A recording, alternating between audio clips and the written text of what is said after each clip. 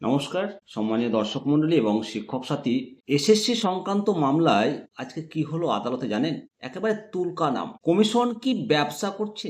ও MR seat নিয়ে কমিশনের যুক্তিতে একবারে ফুঁসছিলেন মাননীয় বিচারপতি জাস্টিস অমৃতা সিনহা মহাশয়া। কলকাতা হাইকোর্টের নিয়োগ দুর্নীতি সংক্রান্ত মামলার শুনানিতে তপ্ত হয়ে উঠেছিল কলকাতা হাইকোর্টের এজলাস। মাননীয় জাস্টিস অমৃতা সিনহার বেঞ্চ এসএসসির ওএমআর সিট প্রকাশকে কেন্দ্র করে স্কুল সার্ভিস কমিশনের আইনজীবীর সঙ্গে মাননীয় বিচারপতির দীর্ঘ সময় বাদানুবাদ হয়। বিশেষ করে স্বচ্ছতা বনাম গোপনীয়তা এবং কমিশনের ফি চাওয়ার ব্যাপারটা নিয়ে আদালত অত্যন্ত কড়া ভাষায় ভর্ৎসনা করেছে।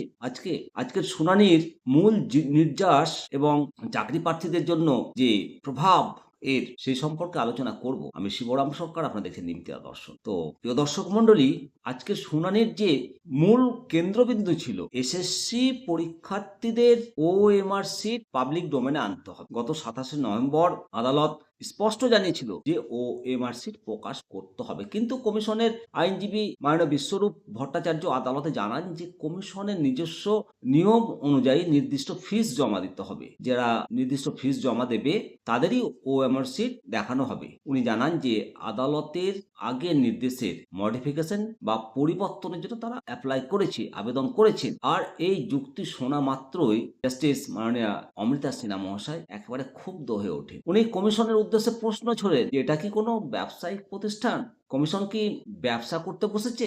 দুর্নীতির দায়ে অভিযুক্ত একটি নিয়োগ প্রক্রিয়ায় তথ্যের স্বচ্ছতার জন্য কেন টাকা দাবি করা হবে তা নিয়ে বিস্ময় প্রকাশ করেন জাস্টিস অমৃতা সিনহা মহাশয়। উনি সাফ জানিয়ে দেন যে যেখানে ব্যাপক দুর্নীতির অভিযোগ রয়েছে সেখানে পুরনো নিয়ম বা ফিজের দোহাই দিয়ে তথ্য গোপন এটা করা যাবে না। শুনানি চলাকালীন একটি গুরুত্বপূর্ণ আইনি তর্কের অবতারণা হয়। স্বচ্ছ প্রার্থীদের হয়ে সওয়াল করেন আইনজীবী সুবীর সান্যাল।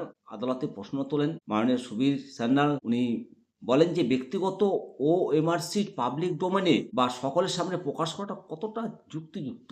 এটি প্রার্থীদের ব্যক্তিগত গোপনীয়তার অধিকার ক্ষুণ্ণ করে কিনা সেই প্রশ্ন উঠে আসছে।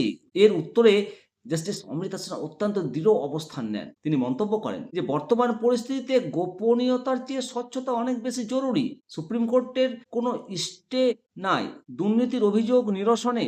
ওএমআর সিট সকলের সামনে আনাটাই একমাত্র পথ বলে মনে করে আদালত। কমিশনের সময় বাড়ানো বা নিয়ম পরিবর্তনের কোনো আর্জি আদালত গ্রহণ করেনি।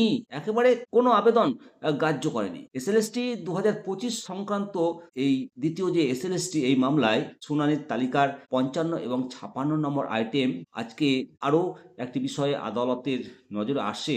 একাধিক নতুন ক্যান সিভিল অ্যাপ্লিকেশন জমা পড়েছে এবং মামলাকারী পক্ষের আইনজীবী সুদীপ্ত দাশগুপ্তর অভিযোগ যে এভাবে প্রতিদিন যদি নতুন নতুন আবেদন জমা পড়ে তাহলে মূল মামলার নিষ্পত্তি পিছিয়ে যাবে এবং সময় নষ্ট হবে। যদিও মাননীয় জাস্টিস অমৃতা সিনহা এই বিলম্ব নিয়ে বিরক্তি প্রকাশ করেন, তবুও বিচার প্রক্রিয়ার স্বার্থে উনি সব পক্ষের বক্তব্য শোনার সিদ্ধান্ত নেন। অপরদিকে চাকরি প্রার্থীদের একাংশের আইনজীবী মাননীয় প্রতীক ধর হলফনামা বা এফিডেভিট জমা দেওয়ার জন্য আদালতের কাছে অতিরিক্ত সময় প্রার্থনা করেন। আদালত সেই আবেদন মঞ্জুর করেন এবং আগামী 2 সপ্তাহের মধ্যে হলফনামা জমা দেওয়ার নির্দেশ দেয়। তবে প্রিয় দর্শক মণ্ডলী, আজকের এই শুনানি থেকে একটা জিনিস স্পষ্ট হয়ে গেল যে এসএসসিকে ওএমআর সিট প্রকাশের বিষয়ে আদালতের কঠোর অবস্থানটা মানতে হবে। কমিশন ফিজ বা গোপনীয়তার দোহাই দিয়ে এই ওএমআর সিট প্রকাশের ব্যাপারটাকে আটকাতে পারবে না। মাননীয় বিচারপতির মন্তব্য থেকেই ইঙ্গিত মিলেছে যে নিয়োগ প্রক্রিয়ায় স্বচ্ছতা আনার জন্যই আদালতের এই পদক্ষেপ। এখন ওএমআর সিট প্রকাশের পর নিয়োগ প্রক্রিয়া কোন দিকে যায় সেটাই এখন দেখার। অবশ্যই আপনাদের মতামত জানাবেন। ভালো থাকবেন। জয় হিন্দ, জয় ভারত।